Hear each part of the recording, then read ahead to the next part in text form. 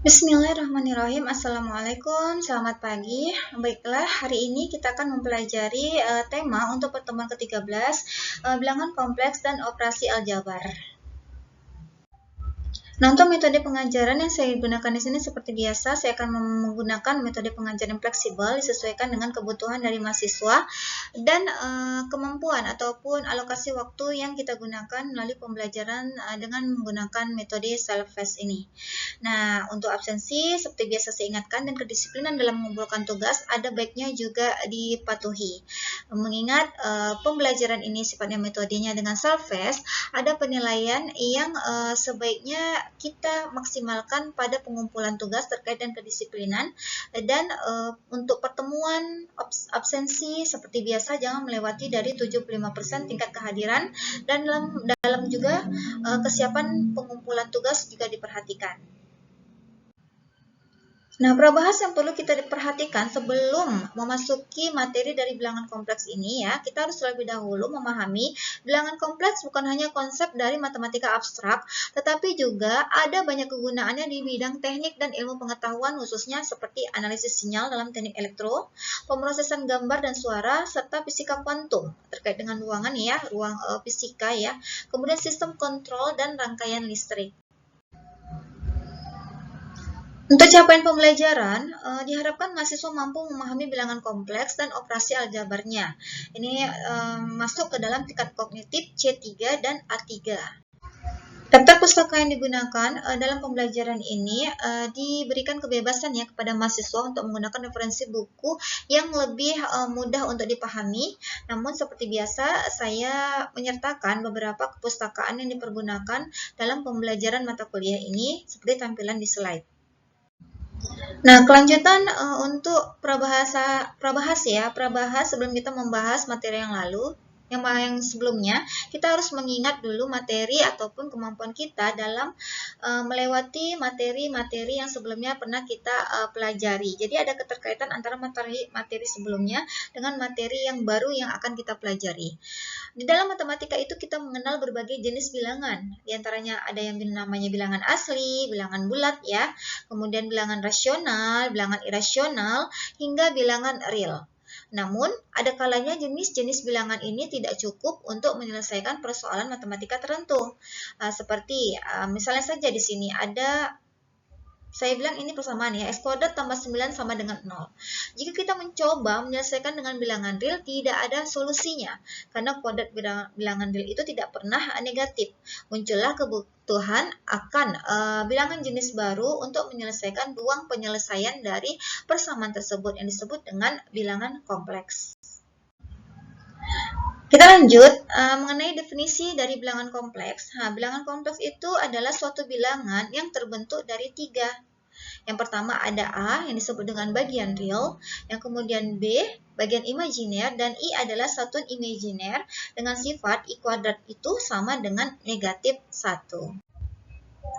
Untuk contoh bilangan kompleks bisa dilihat di sini ya, ada 3. Yang pertama 3 tambah 2i, bilangan kompleks dengan bagian real 3 dan imajiner 2. Kemudian minus 5i, yaitu bilangan kompleks dengan bagian real 0 dan imajiner minus 5. Dan 7, yaitu bilangan real atau juga bilangan kompleks dengan bagian imajiner, yaitu 0. Mungkin kita akan bertanya, apa sih representasi dari bilangan kompleks itu? Nah, di sini akan dijelaskan ya. Bilangan kompleks dapat direpresentasikan dalam bentuk aljabar seperti A ditambah BI, kemudian dalam bidang kompleks atau Argand diagram sebagai titik di bidang 2 dimensi dengan sumbu X sebagai bagian yang realnya dan sumbu Y-nya sebagai bagian yang imajiner. Jadi ada representasi ya dari bilangan kompleks itu. Sehingga kalau dikatakan bilangan kompleks itu untuk apa, tentunya ada manfaat dari pembentukan bilangan kompleks itu sendiri. Kita masuk ke tahapan materi yang selanjutnya, yaitu operasi aljabar bilangan kompleks. Seperti halnya bilangan bulat, dalam aljabar bilangan kompleks ini juga ada operasi hitungnya ya, yaitu penjumlahan dan pengurangan. Sebagai contoh di sini bisa diperhatikan, 3 ditambah 4i ditambah 2 ditambah 5i, ini adalah dua bilangan kompleks. Yang pertama bilangan kompleksnya 3 ditambah 4i, yang kedua bilangan kompleksnya adalah 2 ditambah 5i. Dijumlahkan, maka hasilnya menjadi 5 ditambah 9i. Ada pengelompokan di sini ya, yang punya punya I dikelompokkan bisa dijumlahkan, tetapi yang tidak dikelompokkan juga berpisah dari bilangan yang ada I-nya. Jadi di situ ada kesepakatan ya, tidak asal menjumlahkan. Kita lihat, kita kelompokkan, kemudian kita totalkan penjumlahannya sehingga mencapai mendapatkan nilai hasil akhirnya berupa 5 ditambah 9i.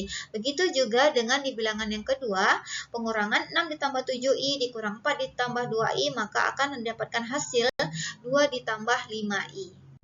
Nah, di sini ada operasi hitung perkalian. Gunakan distributif seperti aljabar biasa dan ingat bahwasanya I pangkat 2 itu hasilnya selalu minus 1 ya dalam bilangan kompleks. Kalau ada operasi perkalian di sini, 2 ditambah 3i dikali dengan 4 tambah i, maka dilakukanlah perkalian sehingga diperoleh hasilnya 2 dikali 4 tambah 2 kali i tambah 3i dikali 4 ditambah 3i dikali i. Ini berlaku sifat distributif ya. Dapatkan hasilnya menjadi 8 ditambah 14i dikurang 3 sama dengan 8 dikurang 3 itu bisa dikurangkan menjadi 5 ditambah dengan 14i. Kita lanjut untuk pembagian, kita menggunakan konjugat dari penyebut. Di sini bisa kita lihat ya, ada pembagian bilangan kompleks yang pertama dengan bilangan kompleks yang kedua. Dikalikan dengan bilangan kompleks yang kedua di bawah dengan tanda per. Perhatikan, di bawah tanda per atau ada bilangan kompleks 1 dikurang 2i. Maka itulah sebagai pengalinya, sehingga nanti kita dapatkan hasil akhirnya berupa 3 ditambah 10i dikurang 8, ditambah 1 ditambah 4 sama dengan minus 5 ditambah 10i per 5, didapatkan hasil akhir dari pembagian itu menjadi minus 5 dibagi 5, hasilnya minus 1 ditambah 10i dibagi 5 sama dengan 2i. Jadi ingat, dalam pembagian boleh bilangan yang memiliki i dibagikan dengan bilangan bulat. Ya, berbeda dengan konteks dari penjumlahan dan pengurangan. Untuk konjugat dan modulus, konjugat jika Z sama dengan A ditambah BI, maka konjugatnya atau Z topi sama dengan A dikurang BI. Modulusnya atau modulunya, harga mutlak Z sama dengan akar dari A kuadrat tambah B kuadrat. Jika Z sama dengan 3 ditambah 4I, maka Z topi sama dengan 3 dikurang 4I. Dapat nilai mutlak akar dari 3 pangkat 2 ditambah 4 pangkat 2 sama dengan akar 25.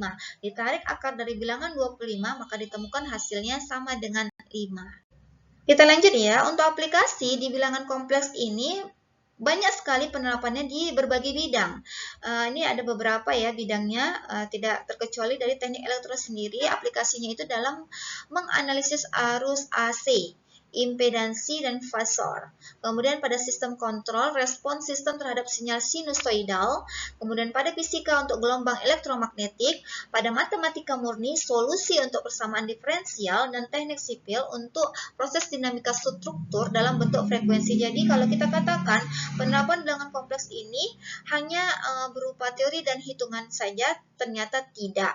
Ada penerapan dalam kehidupan real yang menggunakan kebermanfaatan dari bilangan kompleks ini sendiri. Nah, untuk soal latihan bisa lihat di sini, dalam rangkaian listrik AC, impedansi suatu komponen dinyatakan sebagai berikut. Z sama dengan 10 tambah 4I ohm. 4 itu ya, satuannya ada ohm. Nah, tentukan berapa nilai modulus atau besar total impedansinya. Yang kedua, apa interpretasi dari bagian real dan imaginernya dalam konteks teknik. Nah, kita lanjut ya ke soal latihan. Di sini ada soal meminta kita untuk menghitung pembagian dari bilangan kompleks 5 tambah I per 1 dikurang 2I. Kita tadi sudah jelaskan. Kemudian sederhanakanlah 2 dikurang 3I per 4 tambah I. Bisa dicoba sendiri, silakan berlatih. Tentunya kalau tidak ada mau proses pengulangan atau pelatihan, penguasaan dari materi ini akan sangat minim sekali. Dengan menggunakan metode self-test, diharapkan mahasiswa tetap memberikan atau berkontribusi untuk waktu ya, disisihkan waktu untuk pengulangan materi yang sudah dikirimkan melalui portal, baik berupa materi ajar PPT, PDF, ataupun video. Kesimpulan dari materi pada hari ini yaitu bilangan kompleks dapat dioperasikan secara aljabar seperti bilangan biasa dengan aturan khusus. Penjumlahan dan pengurangan dilakukan dengan menjumlahkan atau mengurangkan bagian real dan imaginernya secara terpisah, dan perkalian dengan menggunakan imajiner tadi, I pangkat 2 menjadi minus 1, menggunakan sifat distributif dan menggantinya ya dengan cara proses distributif tadi. Pembagian dilakukan dengan mengalihkan pembilang dengan konjugat penjemput agar hasilnya berupa bilangan dalam bentuk standar. Baiklah, cukup di sini pada materi hari ini. Saya harap mahasiswa saya tetap semangat belajar dengan mengulangi setiap materi berupa PPT, video, dan PDF, mencoba berlatih sendiri di rumah, dan semoga materi-materi yang sudah diberikan atau disampaikan bisa bermanfaat untuk perkuliahan ataupun materi ajar dari mata kuliah yang selanjutnya. Saya sudahi dengan mengucapkan Assalamualaikum, selamat pagi.